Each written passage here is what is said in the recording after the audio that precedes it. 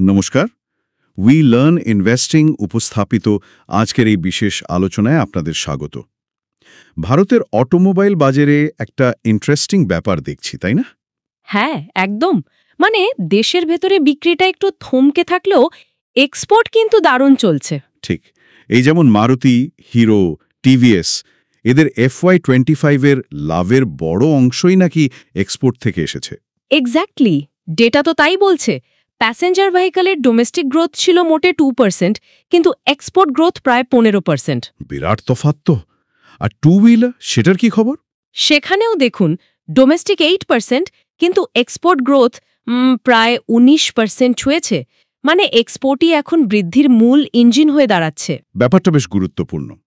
তার মানে কি কোম্পানিগুলো এখন দেশের বাজারের চেয়ে বিদেশের বাজারকেই বেশি গুরুত্ব দিচ্ছে? আসুন কয়েকটা কোম্পানির দিকে নজর দেওয়া যাক। হ্যাঁ, যেমন মারুতি সুজুকির কথাই ধরুন।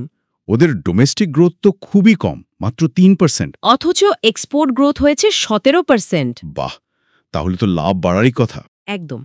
আর সেটার জোরেই নেট প্রফিট বেড়েছে 7.5%, মানে প্রায় 14,500 কোটি টাকা।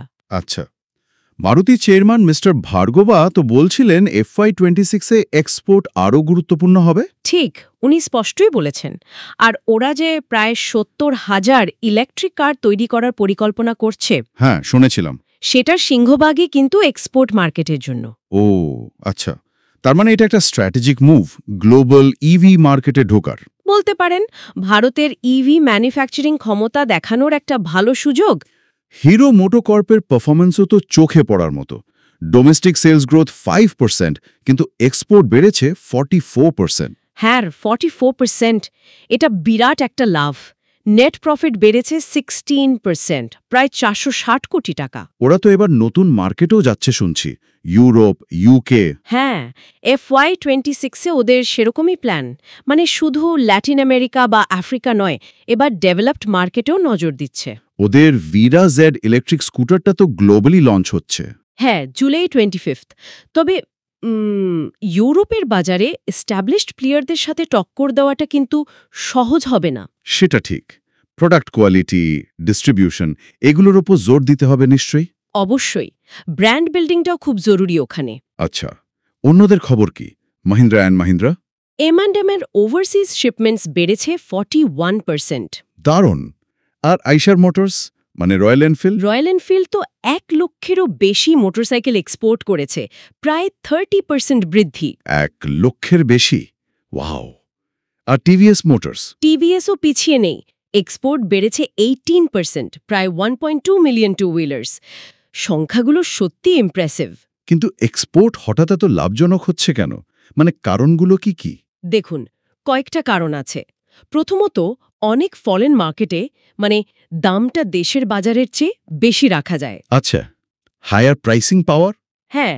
দ্বিতীয়ত, কারেন্সি এক্সচেঞ্জ রেট। মানে ধরুন, টাকা যখন ডলার বা ইউরোর তুলনায় দুর্বল হয়, তখন এক্সপোর্ট থেকে আয় টাকায় ভাঙালে বেশি পাওয়া যায়, প্রফিট বাড়ে।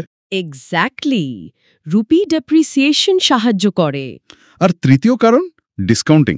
হ্যাঁ, দেশের বাজারে যেমন অনেক সময় হেভি ডিসকাউন্টিং দিতে হয়, মানে ছাড় দিতে হয়, বিদেশের বাজারে সেই চাপটা হয়তো কম। ফলে পার ইউনিট প্রফিট বেশি থাকছে। Make sense? একদম। এই গাড়িগুলো যাচ্ছেটা কোথায় মূলত?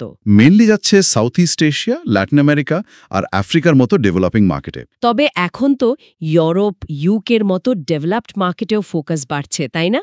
বিশেষ করে ইভি নিয়ে। হ্যাঁ, মারুতির ইভি প্ল্যান তো সেদিকেই ইঙ্গিত করছে। ভাবুন একবার, ভারতের কোম্পানিগুলো এখন শুধু দেশের জন্য নয়, গোটা বিশ্বের জন্য গাড়ি তৈরি করছে। ঠিক যেমন আমাদের এখানকার মিষ্টি শুধু বাংলায় নয়, বিদেশেও সুনাম অর্জন করে, ব্যাপারটা অনেকটা সেরকমই দাঁড়াচ্ছে। হা হা, ঠিক বলেছেন। রয়্যাল এনফিল্ড যেমন ল্যাটিন আমেরিকা আর সাউথ ইস্ট এশিয়াতে একটা কাল্ট ফলোয়িং তৈরি করেছে। আপনারা শুনছেন উই লার্ন ইনভেস্টিং এর একটি বিশেষ আলোচনা।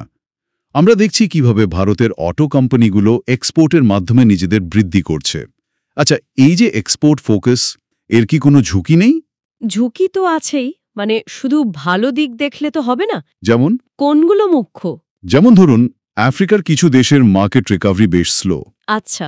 শ্রীলঙ্কা বা বাংলাদেশের মতো প্রতিবেশী দেশের বাজারে পলিটিক্যাল বা ইকোনমিক ইনস্টেবিলিটি একটা ফ্যাক্টর। ভলিটিলিটি তো থাকেই। আর লজিস্টিক কস্ট সেটাও তো কম নয়, আর কারেন্সি ফ্লাকচুয়েশন তো আছেই। মানে টাকা যদি হঠাৎ করে স্ট্রং হয়ে যায় ডলারের তুলনায়, তাহলে এক্সপোর্ট থেকে লাভ কিন্তু কমে যেতে পারে, এটাও একটা রিস্ক। আর দেশের বাজারের চাহিদা সেটাও তো একটা চিন্তার কারণ, মানে সেটা এখনো পুরোপুরি চাঙা হয়নি। একদম, ডোমেস্টিক ডিমান্ড ডিবিল হ্যাকাটাও একটা চ্যালেঞ্জ। কোম্পানিগুলোকে এক্সপোর্ট আর ডোমেস্টিক মার্কেটের মধ্যে একটা কঠিন ভারসাম্য রাখতে হচ্ছে। তাহলে যদি আমরা সারসংক্ষেপ করি, FY25 ছিল মূলত এক্সপোর্ট লেড গ্রোথের বছর, তাই তো? হ্যাঁ, বলা যেতে পারে। মারুতি, হিরো, M&M, আইশো, টিভিএস সবাই এক্সপোর্টে উল্লেখযোগ্য বৃদ্ধি দেখিয়েছে। হায়ার প্রাইসিং এব্রড, কারেন্সি বেনিফিটস আর লেস ডিসকাউন্টিং এক্সপোর্টকে বেশি লাভজনক করে তুলেছে। আর কোম্পানিগুলোর নতুন মার্কেট যেমন ইউরোপ, ইউকে আর বিশেষ করে ইভি এক্সপোর্টের দিকে ঝুঁকছে। তাহলে সব মিলিয়ে আমরা দেখছি যে ভারতের অটো ইন্ডাস্ট্রি একটা নতুন দিশায় হাঁটছে, একটা গ্লোবাল প্লেয়ার হওয়ার চেষ্টা করছে। হ্যাঁ, একটা গ্লোবাল অ্যাম্বিশন তৈরি হচ্ছে। কিন্তু এখানেই একটা বড় প্রশ্ন আসে। কি প্রশ্ন? এই যে এক্সপোর্ট নির্ভর গ্রোথ, এটা কি লং টার্মে সাস্টেনেবল? মানে এটা কি বজায় থাকবে? ভাবার বিষয়। বিশ্ববাজারে প্রতিযোগিতায় টিকে থাকতে ভারতীয় কোম্পানিগুলোকে আরও কি করতে হবে? শুধু দাম কম রাখলে কি চলবে, নাকি ইনোভেশন, কোয়ালিটি, সাপ্লাই চেইন এগুলোতেও অনেক উন্নতি দরকার? ঠিক। এই এক্সপোর্ট ফোকাস কি সত্যিই ভারতের অটো ইন্ডাস্ট্রিকে আমূল বদলে দেবে?